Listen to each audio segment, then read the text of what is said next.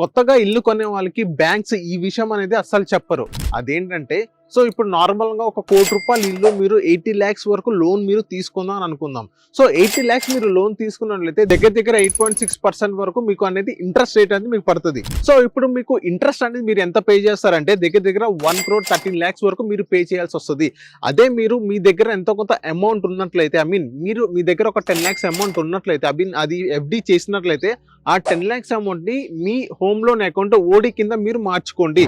So అలా చేసినట్లయితే మీ 80 లాక్స్ అయితే ప్రిన్సిపల్ అమౌంట్ ఉందో అది తగ్గించి 71-72 లాక్స్ వరకు అది మీకు తగ్గుతుంది. సో ఓవరాల్ మీరు చూస్తున్నట్లయితే ఎంత వరకు సేవ్ చేయొచ్చు, మొత్తం ఒక 15 లాక్స్ వరకు మీరు సేవ్ చేయొచ్చు అనమాట. సో ఇది 0.5 to 1% వరకు అది కొంచెం తక్కువగానే కనిపిస్తుంది, కానీ మీరు కొన్ని లక్షల వరకు మీరు ఇలా సేవ్ చేసుకోవచ్చు ఓవరాల్ గా.